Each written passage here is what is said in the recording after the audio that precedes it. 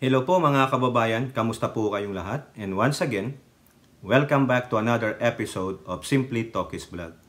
Pag-usapan natin mga kababayan, ito pong pag-amin ng inyong dating Pangulong Duterte sa EJ case. Namin niya na, may death squad siya eh. Siya ang nag-utos doon daw di umano sa mga gangster na miyembro ng death squad niya na kung saan ang mga commander ay mga police chief niya sa Davao City. Ano po ang sinabi ng mga young guns ng House of Representatives dyan? At the same time, may isa na naman pong asong ulol ng mga Duterte ang dumedepensa pa sa war on drugs ng kanilang amo. Biruin nyo, di ba? Ang mga senador ni Duterte ay partisan na partisan. Hindi nila maiwasang hindi magkomento in favor of their amo.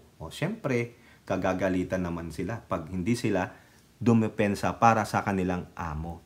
Pero bago po tayo magpatuloy, tayo po ay magbibigay pugay at pasalamat sa lahat ng ating channel members, followers, subscribers, nag-like at nagsishare ng ating mga videos, sa mga nagbi-video replay, nagsishare ng kanilang blessings, sa mga nakakasama natin sa ating video premiere at live stream.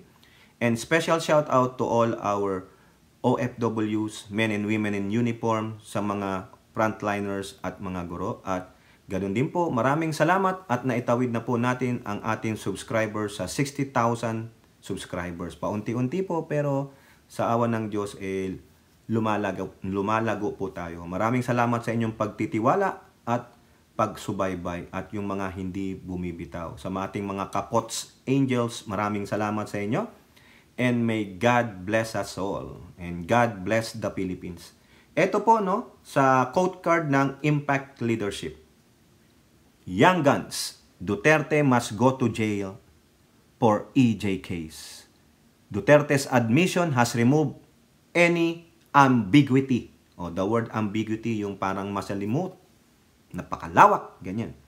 House Deputy Majority Leader and Tingog Party List Representative Jude Asidre asserted on behalf of the group, our nation is at a crucial juncture and the path toward is clear.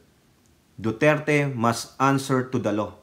Let this be the moment where we stand firm for justice, dignity, and the lives lost. Okay? So, eto pa po mga kababayan, ang mga sinabi ng mga iba pa, karagdagan dito sa sinabi ni Jude Asidre. Asidre stressed that no one, especially those in positions of power, should be immune from legal consequences. Duterte's words have given the justice system a clear mandate to act. As public servants, our duty is to uphold justice, not to shield individuals. Duterte must face the legal consequences for his action. Kasi nga po, kay Duterte, saka doon sa kanyang mga minions, ang justice is nandoon sa barrel of the loaded gun. Di ba? Kanta yan ni Bon Jovi. Justice in the barrel of the loaded gun. Di ba sabi niya, he encouraged the policemen to ask the criminals, manlaban kayo. Encouraging them, telling them, manlaban kayo. Para pag nanlaban, diputukan nyo na. Di ba? Kala ng mga pulis, nangati lang yung likod, nanlaban na. Nasiko lang sila saglit, nanlaban na. Humatching lang o umutot, nanlaban na. Di ba? Kaya dapat si Duterte ay magbayad dyan. Okay? Ano pa ang sabi ng ibang mga House Young Guns? Si Zambales Representative 1st District J. Kong Hoon echoed Asidre's stance, calling this a pivotal moment for the Philippines. Duterte's admission offers an opportunity to reaffirm our nation's commitment to the rule of law. This is a critical time for our institution to show their strength by pursuing the legal accountability that so many families have waited for. Ang dami nun, mga kababayan. Kung yung PNP ang sabi, 6,000 plus lang ang namatay sa EJK.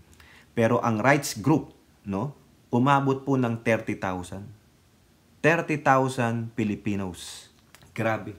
Baka yung iba foreigners. Parang yung tatlong Chinese daw, doon sa Davao nila ginawang dinuguan. Ito pa ang sabi ni Cagayan de Oro 1st District Representative Lordan Suan. A lawyer called on the Department of Justice and the Office of Ombudsman to initiate a full investigation. We cannot ignore such an admission. Napaamin po si Digong eh. Huh? Pero may mga pumoprotekta pa rin kay Digong, yung mga senator na nailagay niya dyan. Huh?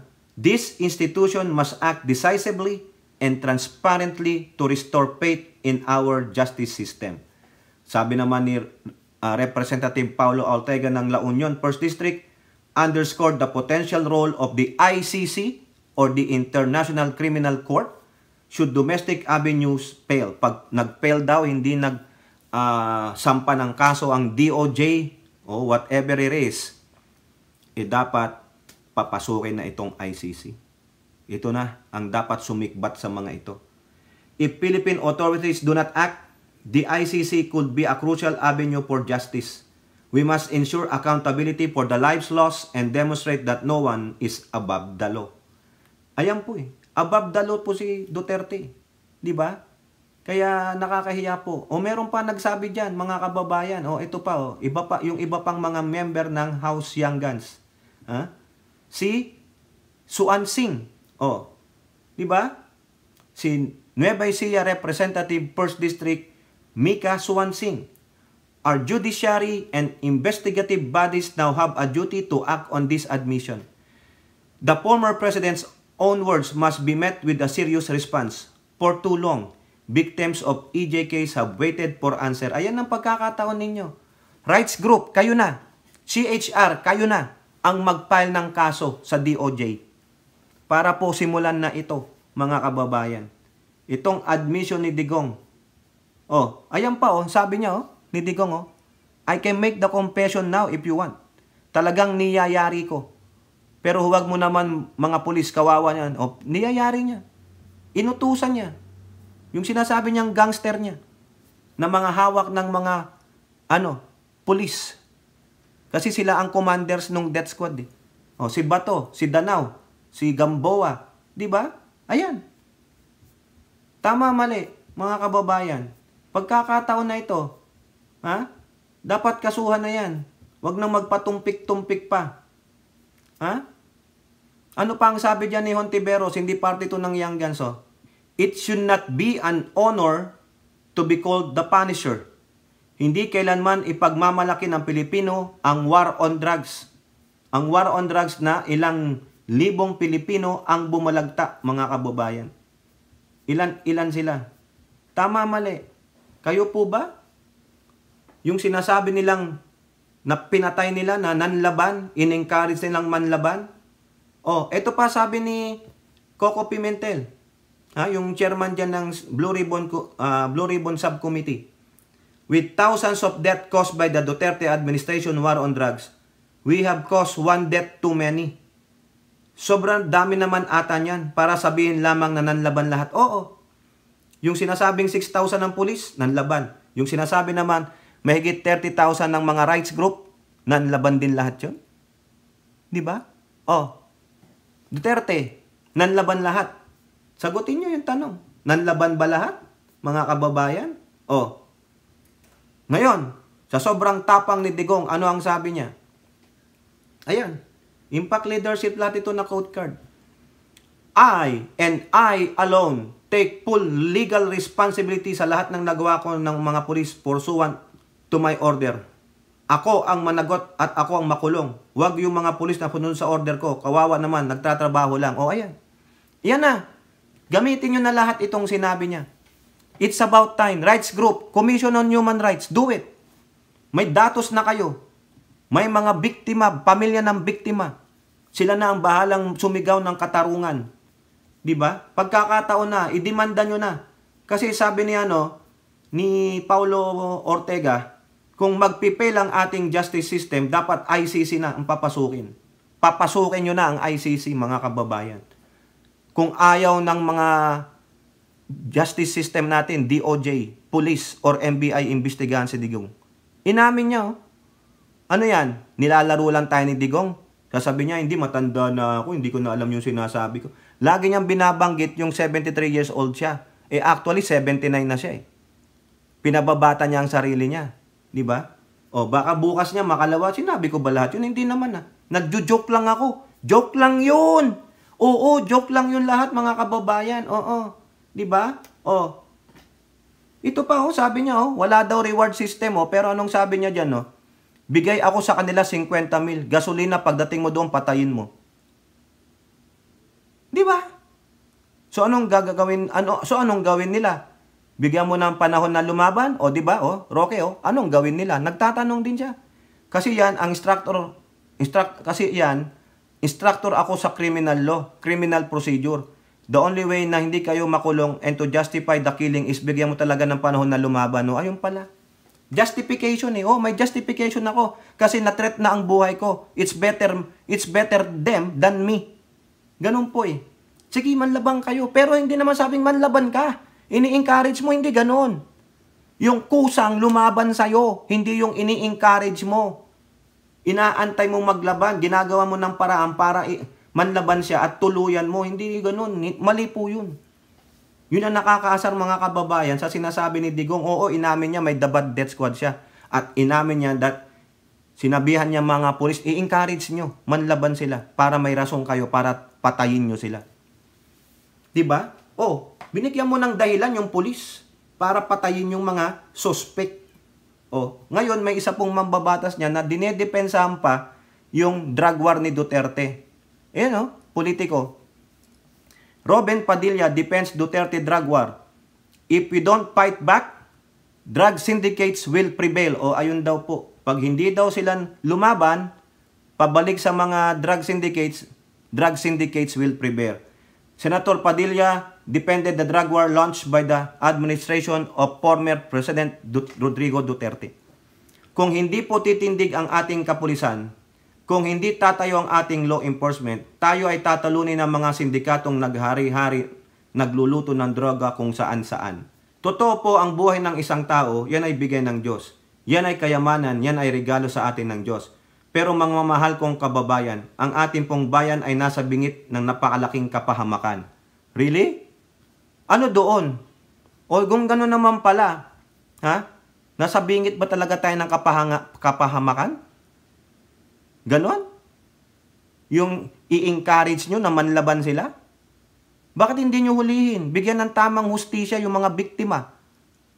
Ang hinustisya nyo, buhay. Malay nyo, inosente pala yun. Ilang inosente ang na-EJK ninyo? Majority of them, kasi hindi na umabot ng korte. Walang due process, Padilla. Sinusuportahan mo ang pagpatay sa mga kapwa mo Pilipino, tapos gagamitan mo kami ng ang buhay ng tao ay bigay ng Diyos. Pero sinong kumitil? Inudyo ka ng demonyo eh. Sino yung demonyo? Yung Tatay Digong mo. Diba? Ang layo ng ganap nito, yan ay regalo sa atin ng Diyos. Pero ang mamahal kong kababayan, ang ating pong bayan ay nasa bingit. Ang layo mga kababayan ng pinagsasabi ni Robin. Wala sa wisyo mga kababayan. Wala talaga. Itong senador na to, hindi yata alam ang pinagsasabi niya. Mga kababayan, nakakawalang respeto eh. Kung iusahin mo tong mga pro-Duterte senators na ito, biruin mo, sumasang-ayon siya doon sa EJK. Diba? Sumasang-ayon ka sa utos ni Duterte na i-encourage mo yung mga suspect na manlaban. O ngayon, ginamit siya ng mga kapulisan, maski na hindi nanlaban, nag-power trip lang kasi sa reward system, pinatay. Oh, di ba? Yung ang kandidato niyong si Ipe, sabi niya eh. Oh, pero ang gusto ko, hindi patayin, buhayin. Ginagawa na ng Pangulong Marcos yan eh. Holistic approach eh. Tapos ikaw, Robin, kinakatiga mo yung drug war ni Digong. Na mga kapwa mo Pilipino ang nautas. Di ba? Ilan sila? Ilang inosenteng mamayang Pilipino, kababayan nating Pilipino ang inutas dahil lang sa pang-power trip ng mga ilang pulis, ng mga ilang tiwaling pulis, ng mga gangster na akala mo ay mayayaman, akala mo ay maghahunting lang sa gubat ng usa, ng ibon. O, di ba? Ginawang hunting ground. Pinayagan ni Duterte yon, yung mayayaman daw na gangster niya, na death squad niya, na maging hunting ground ang lugar ng Davao City at ganun na rin sa buong Pilipinas. Ganun ba ang ginawa ninyo? Pumapayag ka doon. Hindi ka naawa doon sa pamilya, yung mga kwento ng mga pamilyang na biktima, na iwan. Umuoo lang kayo. Tapos sabi pa ni Bato, if given the chance to do it again, I will do the same thing. Yan bang mga dapat na senador na nandyan? They advocate extrajudicial killings? O kayo po, ano pong inyong masasabi? Comment down below and don't forget to like and share. Hope to see you on our next videos. Bye-bye. God bless.